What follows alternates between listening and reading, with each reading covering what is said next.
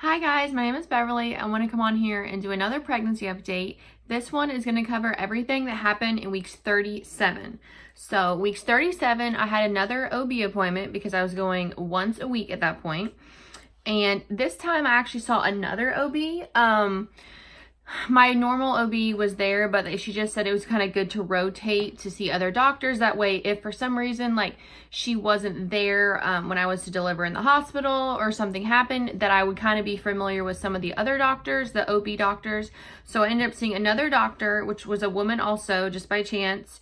And she was very nice, just pretty much the general stuff they always do. I do lab, like urine sample, they do my blood pressure, my weight, the baby's heart rate, everything they just normally did. There was nothing special pretty much, but everything came back healthy with myself and the baby, so that was really good. And I got to see a new doctor, which was good. She was very nice. So overall, it was a good appointment. Nothing. Also, something else I found out at the appointment, when I went up to the front, when I'm done, I always schedule like my next appointment, or sometimes I even schedule like 2 or 3 if I can, because if you're going once a week and you have to have it on a certain day, like for me, I needed them all on Wednesdays because that's my day off from work and it just works better with my schedule. So I went ahead and scheduled like all the rest of the appointments that I needed. And that's when I found out my regular OB doctor would not be like in the office the week before I was due. So I would only see her one more time, and they said it would be in my next appointment, which was week 38. So she wouldn't be there like week 39, which is what I thought I would probably be having the baby, because way back in an ultrasound, they had told me that he was measuring like 6 days ahead.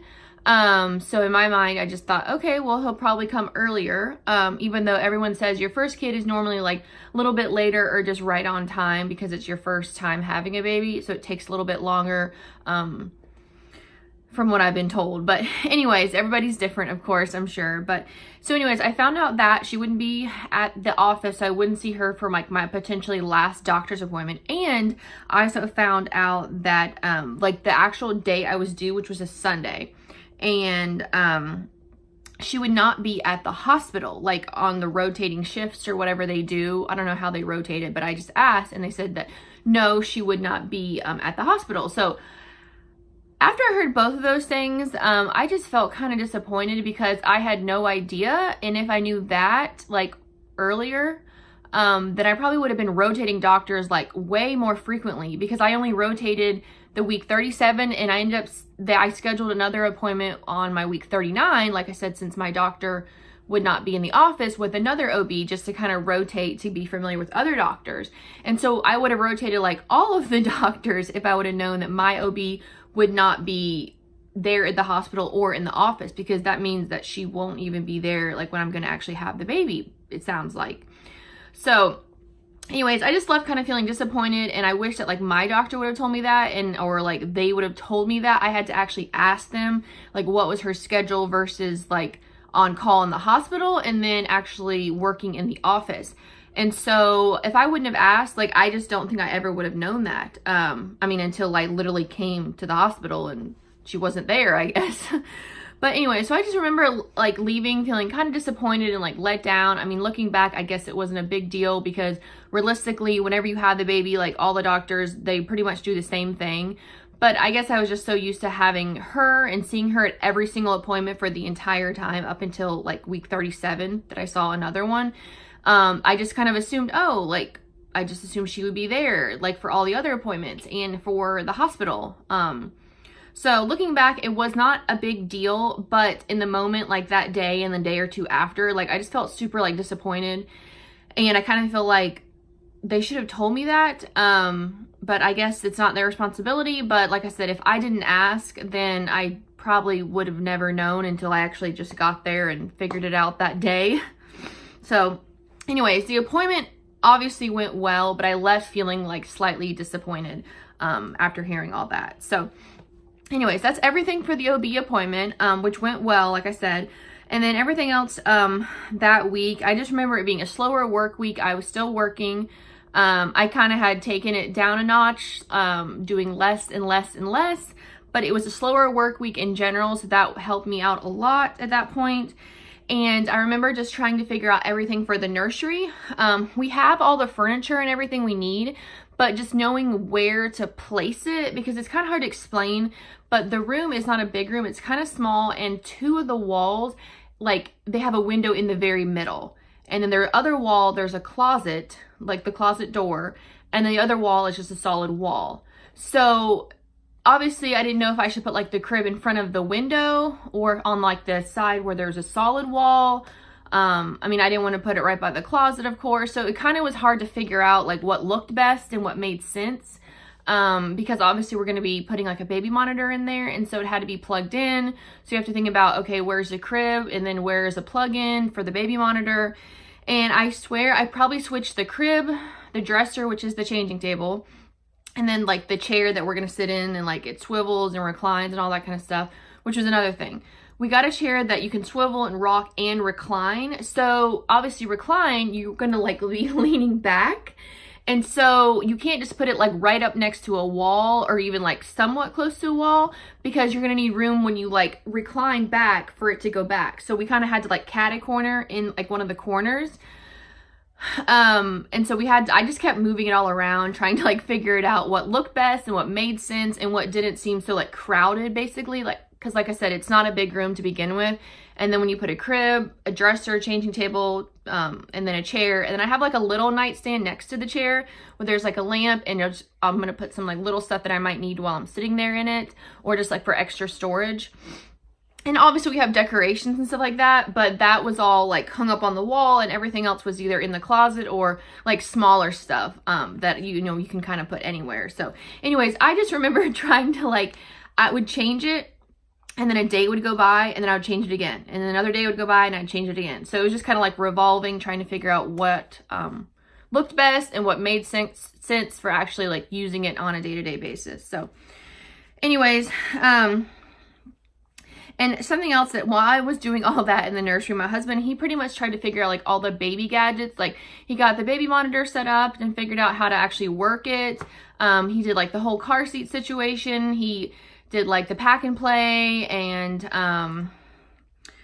the stroller and just everything that we needed like gadget wise and things like that. Stuff that we would need pretty much from in the beginning or like right after. I just kind of had him like, hey, you figure all this out. I'm taking care of the nursery part. So anyways, he did all that, thankfully. And again, I ordered more stuff for myself that I would need for the hospital, like personal stuff for me, like hygiene wise, and then like a little bit of like postpartum stuff that I would need like right thereafter I had the baby. And so ordered all that through Amazon Prime. Thank God, 2-3 day shipping is just like the best thing right now. And then also that week we did our hospital tour, which was really, really beneficial because our hospital just like renovated and added a whole new like baby mother NICU like whole unit to the hospital. So it's totally brand new, like as of like a few months ago, and it's totally like a separate building than before. So it's the same hospital, they just added on a whole new building for the whole baby department. So we went to see like the triage, like the mother and baby unit where you would stay for like the 2 days in the hospital. So we got to see what the rooms look like, and they kind of explain like the process of where you go from the delivery room if you do like a vaginal birth, or I guess if you were to do a C-section. They kind of explained all that, and they explained kind of like what I guess they provide, which I asked a bunch of questions, and I kind of like looked around the room and saw what they had and things like that, and it seems like they didn't provide a lot of stuff, or maybe like the woman doing the tour didn't know, because I asked her and she just said pretty much, you know, there's no list of what we provide, which I was kind of hoping that way I would know kind of what to pack for myself for like my bag for the hospital, or even like my husband's bag for the hospital, like, you know, pillows, blankets, does he need something like that, or do they provide it? Do I need something like that?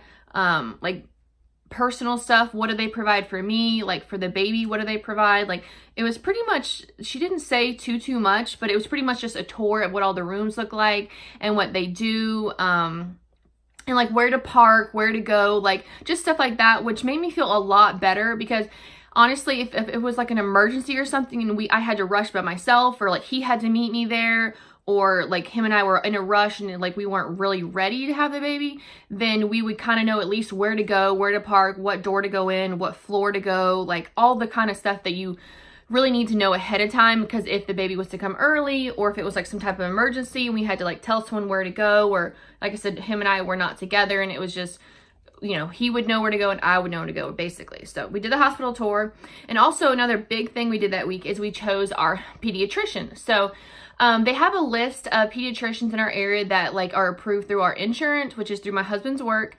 And so we went on and we just looked at a ton of reviews of the different doctors.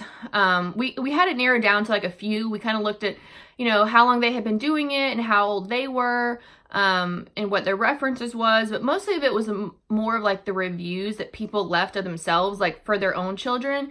And also we looked at like, if it was someone that was a lot older, we thought, well, if, you know, our son is going to be going to a pediatrician, if they retire in 5-6 years, then we'll have to find a new pediatrician. So it was kind of something to think about. Like, do we want someone that was younger? That way he could be with them for like at least 10 years. Or do we want someone that's older, that's been doing it for 20-30 years, but potentially, you know, they could retire in a few years and then we would have to find a new pediatrician.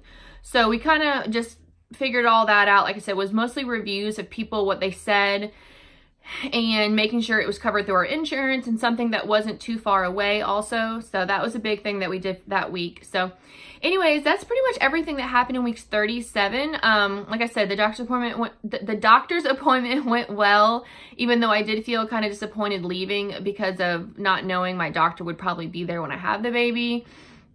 But overall, it was a good week. We got a lot done.